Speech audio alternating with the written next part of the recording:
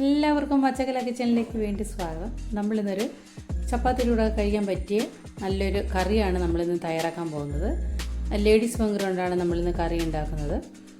നമ്മൾ റെസ്റ്റോറൻറ്റിലും ധാബയിലൊക്കെ കിട്ടുന്ന അതേ രീതിയിൽ നമുക്ക് വീട്ടിൽ എങ്ങനെയാണ് കറി ഉണ്ടാക്കുന്നതെന്ന് കണ്ടു നോക്കാം. ഇനി ബിൻഡി മസാലയാണ് നമ്മൾ തയ്യാറാക്കാൻ പോകുന്നത്. ഇനി ഞാനിവിടെ 250 ഗ്രാം ലേഡീസ് ഫിംഗർ എടുത്തിട്ടുണ്ട്. ഇത് ഒന്ന് കഴുകി വെള്ളമൊക്കെ ഒന്ന് തുടച്ച് കളഞ്ഞ് നമുക്കതിൻ്റെ ചെവിട് ഭാഗം നമുക്ക് ഇങ്ങനെ ഒടിച്ച് നോക്കുമ്പോൾ അറിയാം ഇത് ഇങ്ങനെ ഒടിഞ്ഞൊടിഞ്ഞ് വരുന്നുണ്ട്. അപ്പോൾ നല്ല പൊട്ടായിട്ടുള്ള ലേഡീസ് ഫിംഗറാണ്. അപ്പോൾ ഇതുകൊണ്ട് കറി ഉണ്ടാക്കുന്നതാണ് വളരെ ടേസ്റ്റ്. അപ്പോൾ നമുക്ക് അങ്ങനെ എടുത്ത് അതിൻ്റെ രണ്ട് സൈഡും ഒന്ന് കട്ട് ചെയ്ത് കളഞ്ഞതിന് ശേഷം നമുക്കിതൊന്ന് പിച്ചാത്തി കൊണ്ട് ഒന്ന് മുറിച്ച് കൊടുക്കാം. അപ്പോൾ മുറിച്ചിട്ട് ഉൾഭാഗം നോക്കുമ്പോൾ കേടുണ്ടെങ്കിൽ നമുക്ക് അറിയാവുന്നതാണ്. അപ്പോൾ അങ്ങനെ ഞാനിതെല്ലാം എടുത്തിട്ടുണ്ട്. ഇതിലേക്ക് കുറച്ച് മസാലകൾ ചേർത്ത് കൊടുക്കും. ഒരു 1/4 ടീസ്പൂൺ ഉപ്പ്, 1/2 teaspoon Kashmiri chilli powder, 1/4 teaspoon മഞ്ഞൾപ്പൊടി, ഒരു 1/2 ടീസ്പൂൺ നാരങ്ങ നീരും ചേർത്ത് കൊടുത്ത് നന്നായിട്ട് നമുക്കതൊന്ന് മിക്സ് ചെയ്തെടുക്കാം. ഇനി ഇതിനു വേണ്ടി നമുക്കൊരു മസാല തയ്യാറാക്കണം.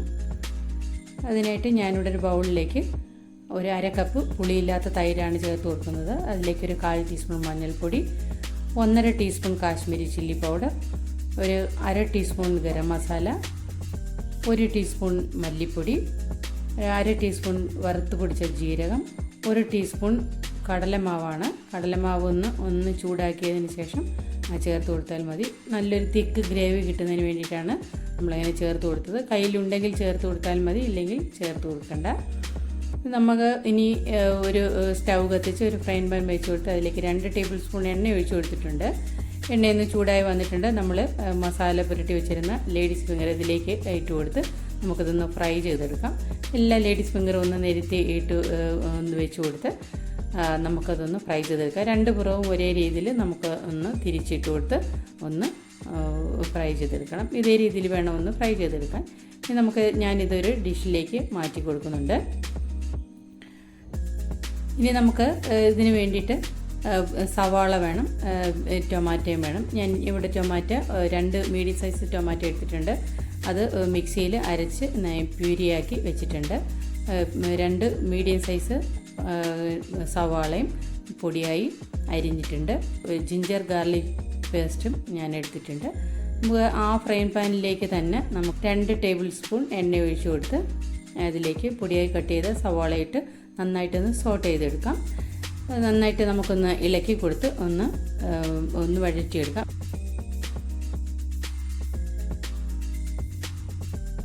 ഇതിലേക്ക് പെട്ടെന്നൊന്ന് വഴറ്റിയെടുക്കുന്നതിന് വേണ്ടി ഞാനൊരു 1/4 ടീസ്പൂൺ ഉപ്പ് കൂടി ചേർത്ത് കൊടുക്കുന്നുണ്ട്.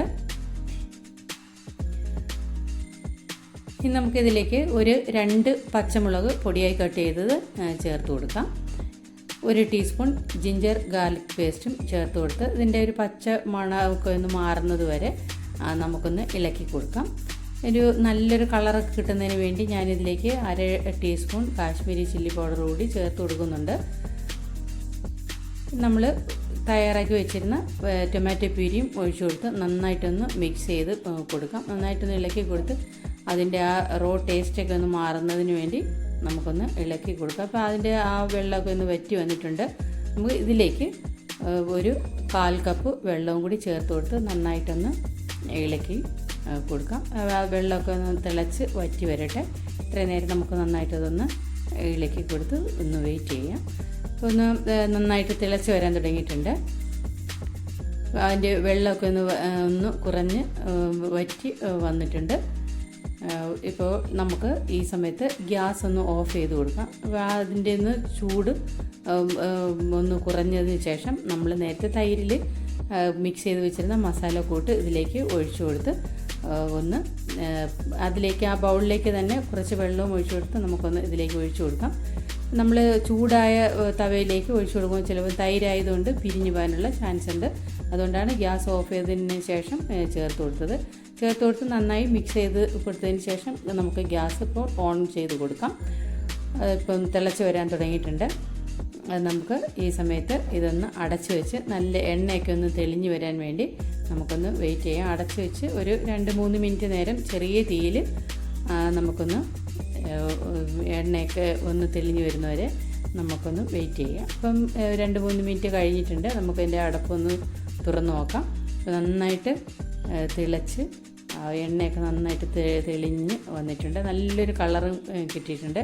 നമ്മൾ തൈര് അതിൽ മസാലകളെല്ലാം ചേർത്തത് കൊണ്ടാണ് നല്ല നമുക്കിങ്ങനൊരു കളറും കൂടി കിട്ടിയത്. വളരെ ടേസ്റ്റ് ആയിട്ടുള്ളൊരു കറിയാണ്. അപ്പോൾ നമ്മൾ ഫ്രൈ ചെയ്ത് വെച്ചിരുന്ന ലേഡീസ് ഫിംഗർ കൂടി ഇതിലേക്ക് ചേർത്ത് കൊടുത്ത് ഒന്ന് മിക്സ് ചെയ്ത് കൊടുക്കാം.